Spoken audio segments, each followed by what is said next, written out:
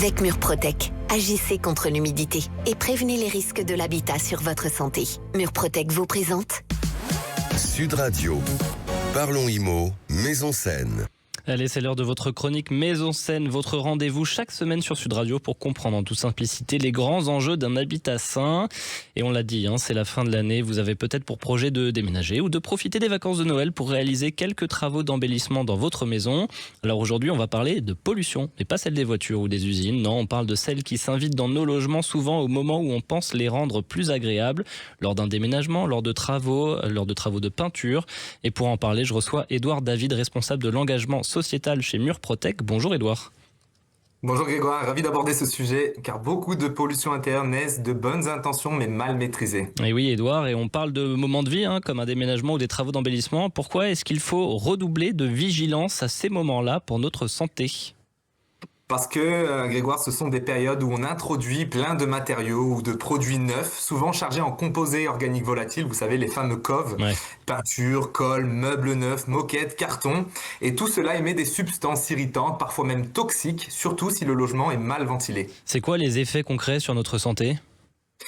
Ça peut aller de la gêne légère, on parle de maux de tête, d'irritation des yeux ou du nez, à des problèmes respiratoires plus sérieux, surtout chez les enfants, les asthmatiques ou les personnes sensibles. Et parfois, les effets ne se ressentent pas tout de suite, ce qui rend le risque moins évident, mais bien réel. J'imagine, Édouard, qu'il y a des bons réflexes à adopter dans ces cas-là. En effet, Grégoire, il y en a plusieurs et très simples. Choisir des produits à faible émission, c'est indiqué, vous savez, sur les étiquettes avec les labels A+, ou Écolabel par exemple. Ne jamais faire de travaux en milieu fermé, il faut aérer pendant et après.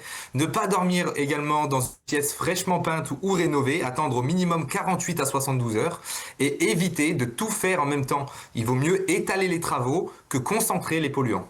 Bon Édouard, on en avait parlé des meubles neufs dans une chronique il y a quelques mois. C'est peut-être l'occasion de rappeler que c'est aussi un sujet, non ?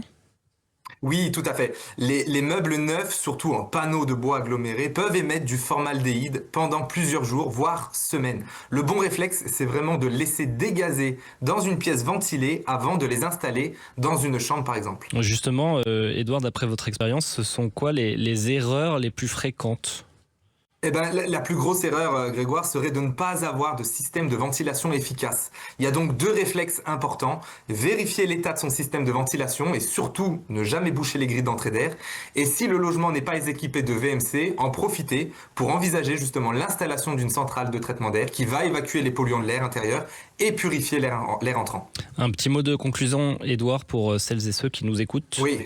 Oui, quand on fait des travaux, on pense souvent esthétique, confort, déco, mais il faut aussi penser à l'air que l'on va respirer dedans. Un bon geste pour vos murs, c'est bien. Un bon réflexe pour vos poumons, c'est encore mieux. Merci beaucoup, Édouard David, pour ces conseils pratiques. C'était pas la Minute Déco, ma chère Bérénice, mais c'était votre chronique Maison Saine sur Sud Radio. À très bientôt, Édouard. Sud Radio. Parlons Immo, Maison Saine. Avec Murprotec, agissez contre l'humidité et prévenez les risques de l'habitat sur votre santé.